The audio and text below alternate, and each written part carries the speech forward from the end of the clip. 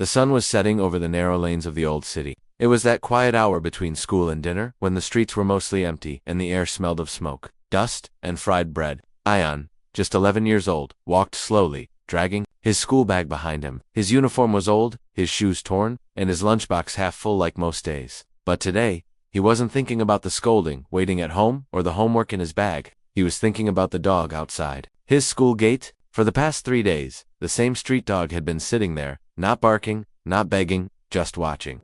Ion had seen hundreds of stray dogs in the neighborhood, but something about this one felt different.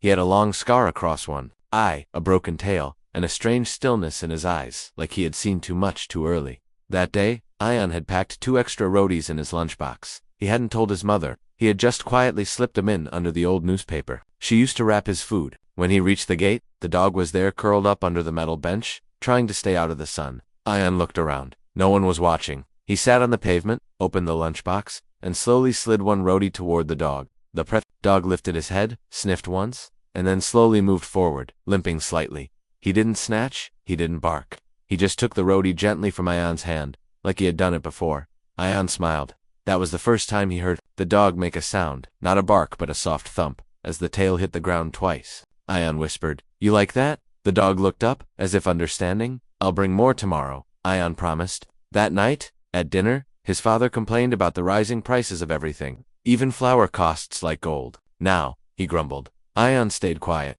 His mother noticed the missing roadies but said nothing. The next day, and the day after that, Ion kept his promise. Each day, the dog waited, and each day, Ion shared his lunch, sometimes feeding the dog from his hand. He named him Sultan after the old movie he had once seen where a man and his dog saved each other. Ion imagined himself like that man, brave, loyal, and kind. Days turned into weeks.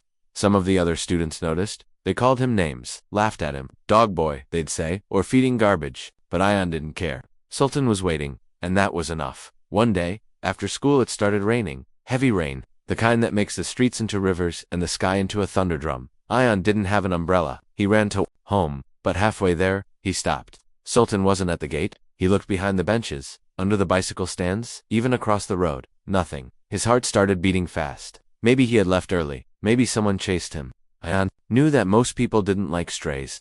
He had seen kids throw stones, shopkeepers yell, and some even hit dogs with sticks. He couldn't leave Sultan in the rain. He turned around and walked back. His uniform was soaked, his shoes filled with water, but he didn't stop. "Sultan," he shouted. "Sultan, where are you?" He didn't know where to look, but his feet kept moving, past the market, through the narrow lane behind the tailor's shop, and toward the canal road. That's when he saw him. Sultan was standing near a trash bin, his body shaking from the cold. He looked up, and even in the rain, his eyes lit up when he saw Ion. Ion ran to him. "You silly dog," he whispered, wrapping his arms around Sultan's wet fur. Sultan leaned into him, trusting, grateful. Ion didn't know what to do. He couldn't leave him outside, not tonight, so he made a choice. He picked Sultan up, though he wasn't small, and carried him through the rain. Back home, no one saw him sneak through the side gate. No one noticed as he opened the rusted backyard door and slipped inside. He placed Sultan under the old wooden bench, covered him with a sack, and whispered, "Just stay quiet, okay? Just one night." Sultan wagged his tail once, as if agreeing.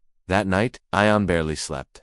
Every creak, every footstep in the house, made him sit up. His heart was pounding. At 2 a.m. he heard barking loud. Deep, it was coming from the backyard. Then footsteps. His father's voice. "What the hell is that?" Ion jumped up and ran to the back door, his hands shaking. His father was already outside, holding a flashlight. He was walking toward the bench. The barking had stopped, only silence now. Ion opened his mouth to speak, but the words wouldn't come. His father bent down and pulled the sack. Sultan's eyes met his. Ion rushed forward, screaming, Please don't hurt him." His father turned, shocked. "What is this doing here?" Ion stood in front of Sultan's arms. "Why, he's not hurting anyone. He's my friend."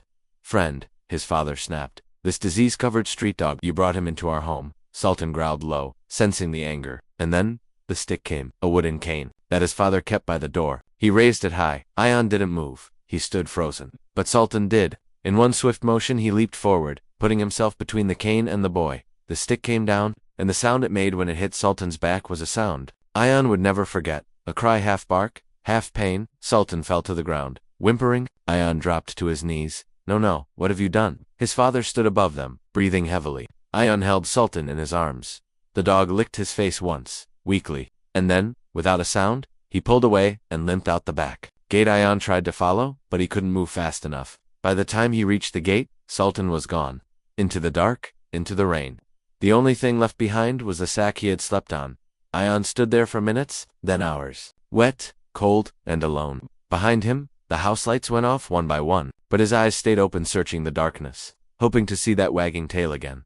The next morning, Ion woke up with a cold and swollen eyes. He had cried until he fell asleep near the gate, curled under a plastic chair, waiting for Sultan to return. But the street was quiet now. The rain had stopped, and there was no sign of his dog anywhere. His father didn't speak to him at breakfast. His mother served food in silence, avoiding his eyes. Ion didn't touch his plate. He didn't say anything. He just picked up his school bag and left early, hoping Sultan would be waiting at the school gate again. But he wasn't. Not that day, not the next, not even the week after. Ion searched everywhere. He went to the old trash bins, the canal road, behind the temple, and even near the railway tracks. Nothing. Every dog he saw from a distance made his heart skip, but none of them limped the same way. None had the scar across the eye. It felt like Sultan had disappeared into the air. For the first time in his life, Ion truly felt what it meant to lose someone who mattered. At school, his classmates had stopped laughing at him. They didn't have to. Ion wasn't the same boy anymore. He was quiet, lost, and stared out the window more than he looked at the blackboard. Days turned into months. Life continued. But something inside him had changed. That winter, Ion started collecting coins. He would keep part of his lunch money, skip buying snacks, and save every rupee he could. At first, it was just a habit, but slowly, he began using that money to buy old bread and feed the other strays in the area. Not all of them were friendly. Some barked, some ran away, but some stayed. One even started waiting for him daily, a small brown pup with one ear missing. He named her Lackey. His mother noticed one day. "Why is your lunchbox always coming home half full?" she asked. Ion didn't lie this time. "I feed the dogs, like I used to with Sultan."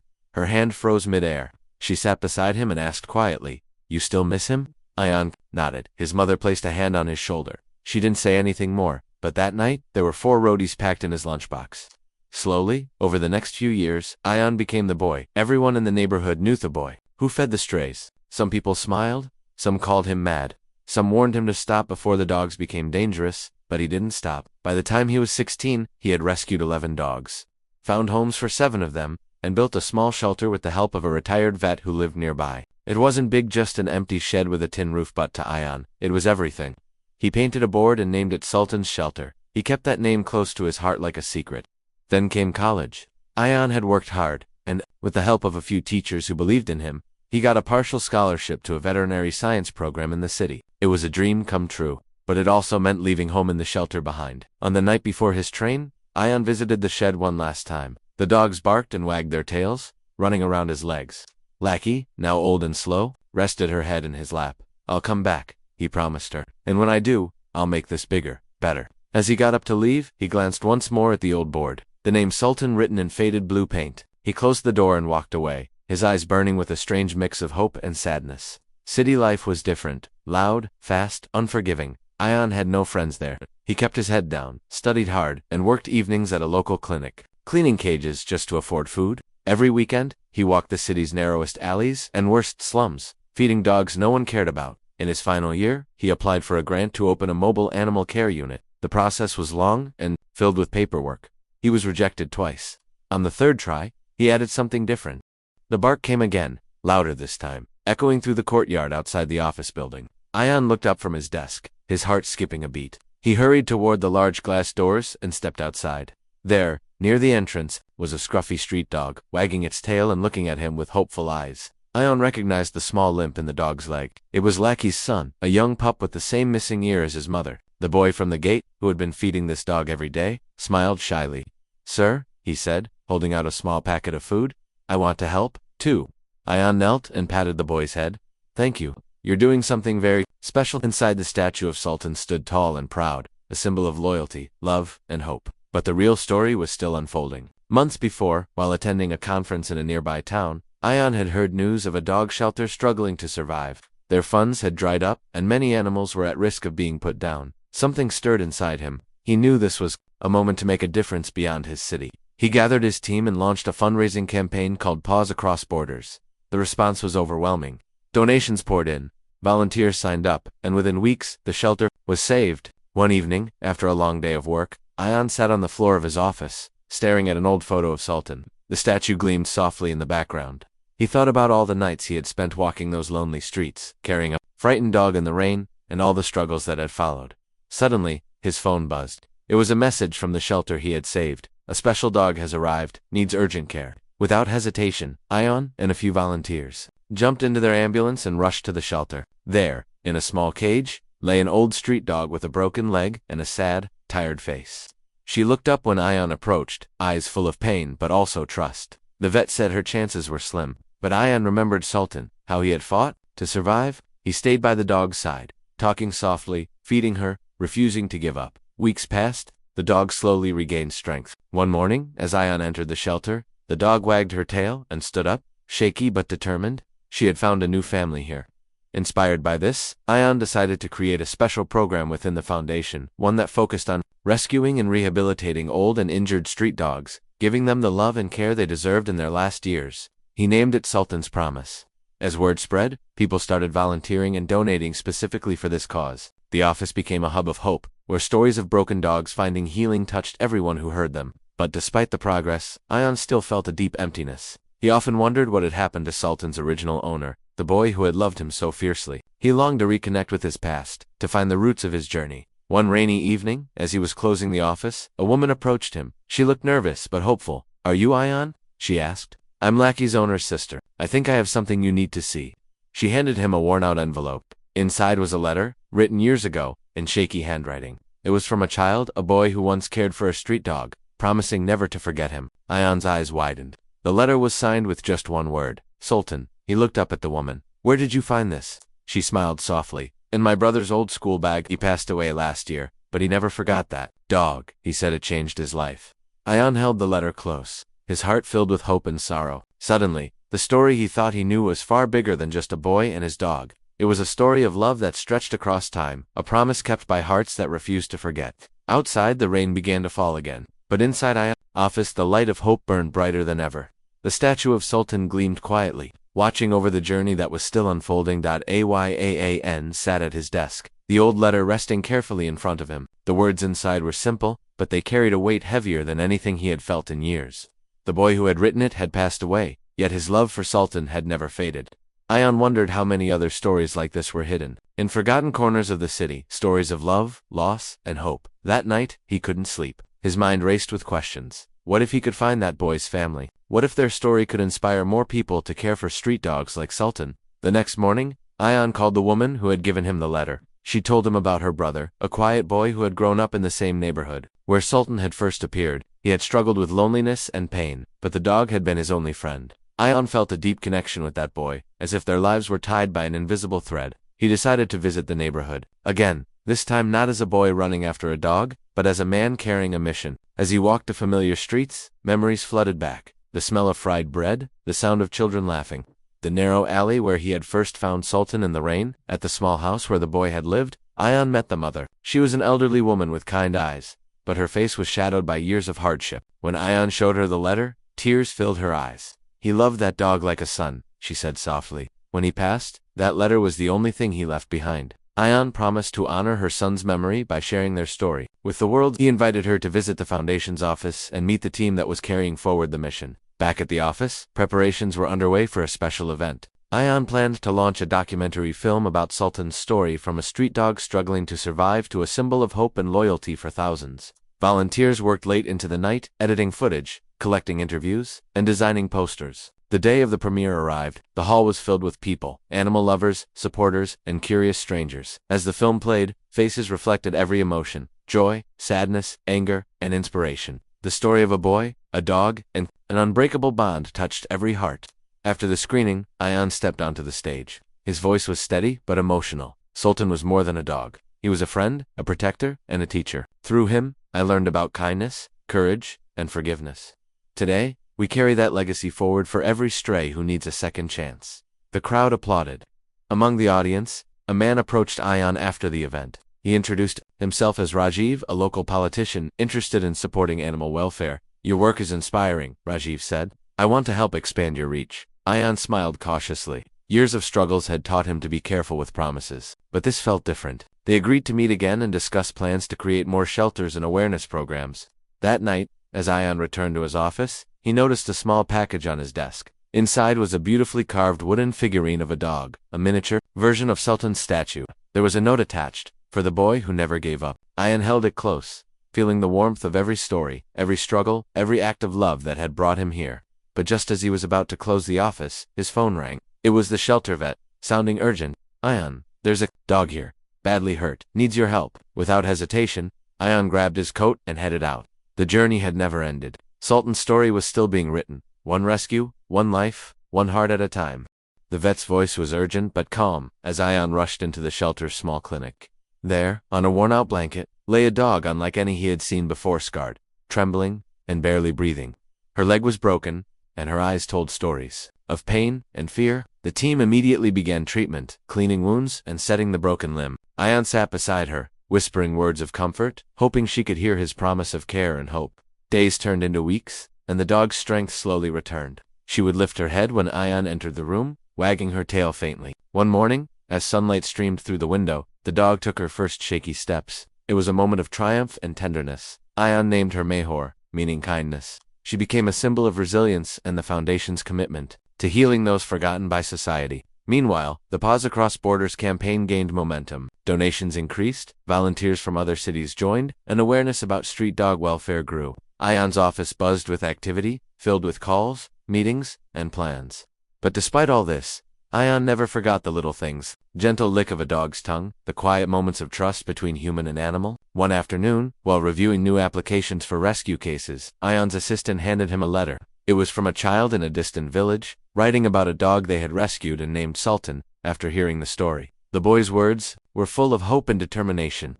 Ayan smiled, feeling the ripple effect of one act of kindness spreading far beyond what he had imagined. Yet, not all was easy. The Foundation faced criticism from some local residents who saw street dogs as a nuisance. There were protests, angry words, and threats.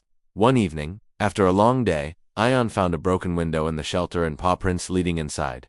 Someone had tried to harm the dogs. The next morning, the news reported cases of rabies spreading nearby. Fear gripped the community. Ayan organized free vaccination drives and awareness programs, educating people about safe coexistence. It was a battle, but one he was determined to fight. During this difficult time, Ayan received an invitation to speak at an international animal welfare conference. It was his chance to share Sultan's story and the Foundation's work on a bigger stage. Standing before a packed auditorium, Ayan spoke passionately about love, resilience, and the power of one boy's kindness that grew into a movement. His words touched hearts across borders. After the speech, a group of children approached him with drawings of dogs, letters, and gifts. One little girl handed him a handmade statue of a dog. "For Sultan," she said shyly. Ayan hugged her tightly. Back home, Mehor's health improved steadily. She would rest her head on Ayan's lap, reminding him of the reason behind every struggle and every victory.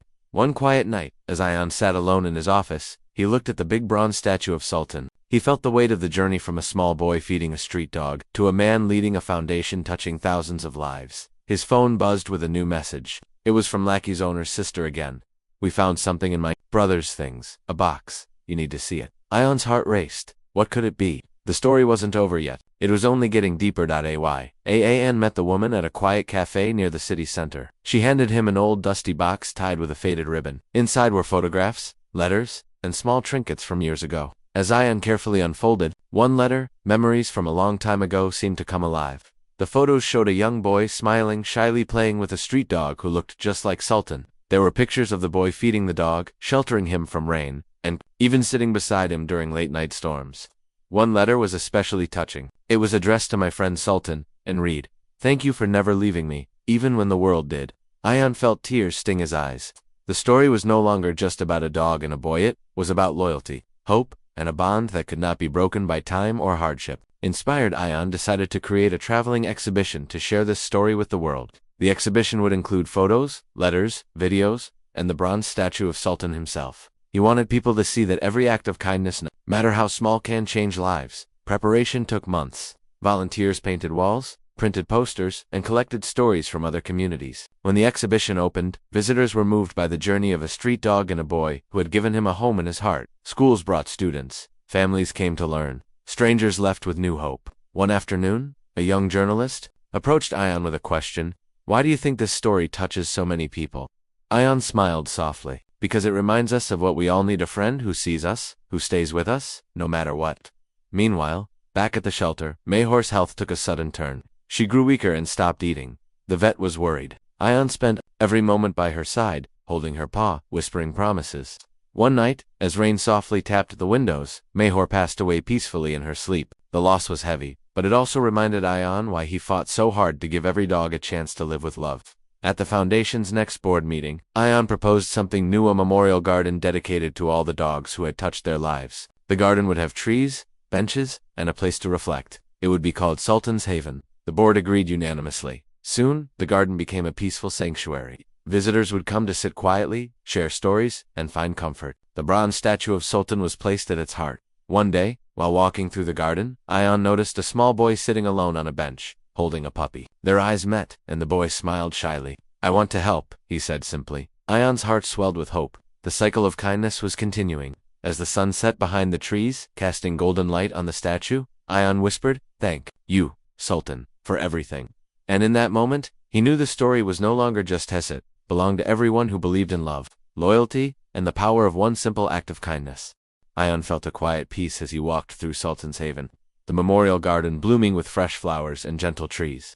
The bronze statue of Sultan stood tall in the center, catching the sunlight like a silent guardian watching over every visitor. One afternoon, a call came from an old friend in a small town several hours away. They told Ion about a dog who had survived terrible abuse but was now safe in a local shelter. The dog's eyes reminded Ion of pain but also hope. Without hesitation, Ion packed his bags and traveled to meet this brave survivor. When he arrived, the dog was lying quietly in a corner, thin but alert. The shelter staff said she had been hit by a vehicle and left to die. They had nursed her back but lacked funds for surgery. Ion knew this was a test of everything he and his foundation stood for. He arranged for immediate care and stayed by her side during the long nights of treatment. Slowly, the dog began to heal. She wagged her tail when she saw Ion and followed him everywhere. Ion named her Noor, meaning light.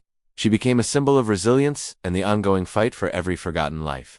Back home, the foundation expanded, new volunteers joined, and the number of dogs rescued grew each month. But Ion never forgot the importance of community. He started a program teaching children how to care for animals and created support groups for families with street dogs. One evening, at a local school event, Ion spoke to a group of young students. He told them about Sultan Mayhor and unearthed the stories of courage and friendship that had shaped his life.